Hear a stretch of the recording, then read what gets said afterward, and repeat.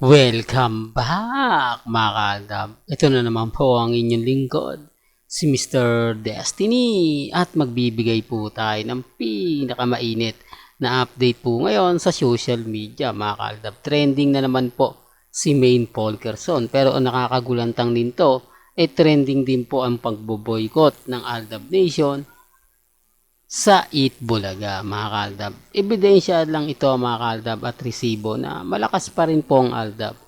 Kumbaga parang sinasabi po nilang ganito ganyan.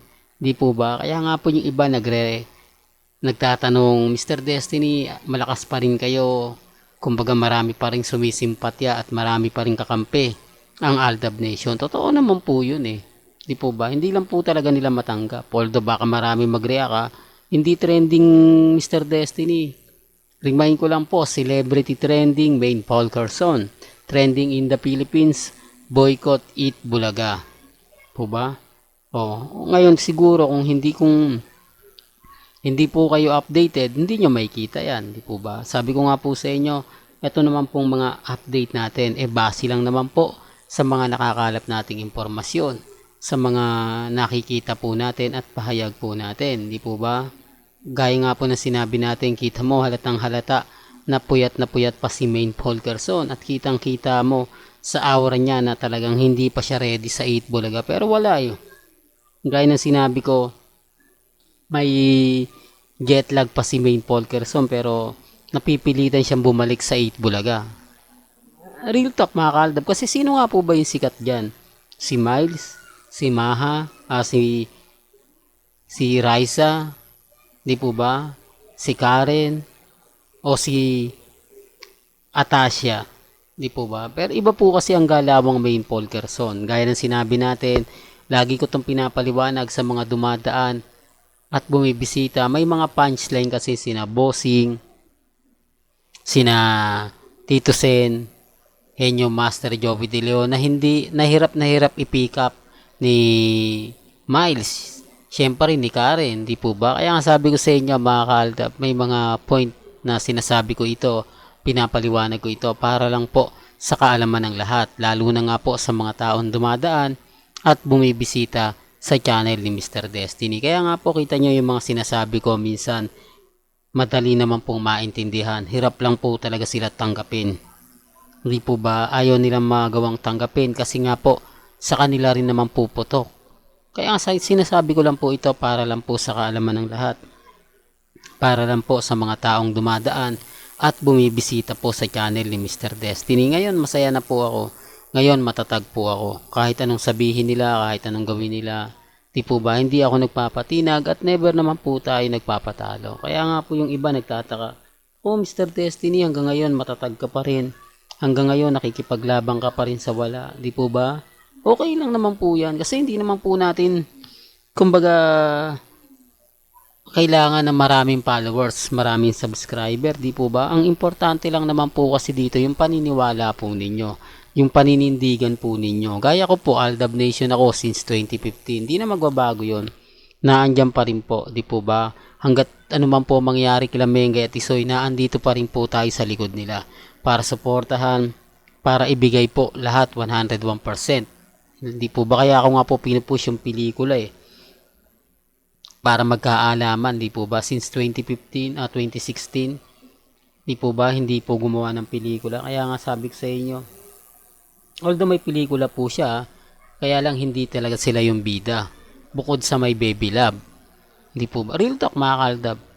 Pero bago natin ituloy itong magandang update natin, kung bago ka lang sa channel na to, at isa kang true-blooded Aldab Nation na nagmamahal po kila Mengay at Isoy, tama po ang channel na pinuntahan mo, kaya consider na po kitang bagong subscriber. At huwag mong kalimutang i-share ang mga video po natin sa mga mami, sa mga titas, at sa mga senior. Remind ko lang po sa inyo, sa mga dumadaan, lalo na po sa galit na galit sa channel ni Mr. Destiny, wala pong problema yan. May kanya-kanya po tayong paniniwala, may kanya-kanya po tayong opinyon. Di po ba? Dito po mga kaaldab, pinipilit lang ni Menga yung mga bagay-bagay na kailangan. Di po ba? Sabi ko nga po sa inyo, si Mengay po kasi yung tipo ng artista na matagal na dyan. Although matagal na si Raisa, pero yung punchline pa rin, hirap sila. Hindi katulad ni Mengay. Talagang iba po kasi kay Mengay. Yung tipong napakahusay niya yung dalhin, napakahusay niya, alam niya yung gagawin niya. Kaya kita niyo po ba, pag nasa pag one for all for one na, yung mga punchline minsan kay Mengay binibigay. Kasi si Mengay magaling tumanggap at magaling magbato. Ang ibig kong sabihin, iba yung punchline na i-deliver mo kay Mengay, mas matindi yung i-deliver ni Mengay na punchline pabalik. Hindi po ba? Kaya nakita nyo, pansinin nyo kay Henyo Master Joey De Leon, kay Tito Sen, kay Bossing. Sino nga po ba yung pinaka-paborito? Di po ba? Hindi, para lang klaro. Siguro naman po, hindi na natin kailangan pang pagtalunan niya kung main fanatics ka o Armin. Kung legit dabber cards ka na lang. Di po ba? Kung pagmamasdan mo, si Mengay, si Miles, si Karen, si Raisa, si Atasha, tignan nyo po sa kanilang 5. Di po ba kung talagang sino yung masasabi natin na malakas ang hatak po pagdating sa punchline. Hindi, real talk to, mga kalda, para lang klaro. Kasi marami talaga nagsasabi na hindi, fans lang kayo ni Mengay. Nakapokus lang kasi kayo kay Main, hindi nyo nakikita yung galawan ng iba.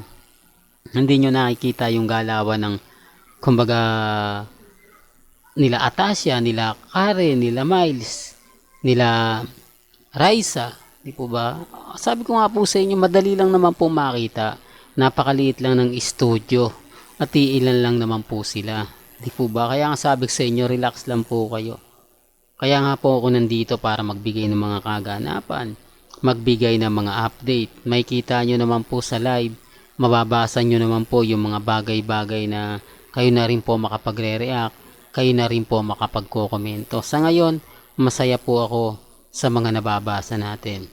Masaya po ako sa mga napapanood po natin. Kaya lang siyempre may mga point na kumbaga wala eh. Kailangan nating tanggapin na may mga bagay-bagay po na mahirap nga po talagang ipaliwanag.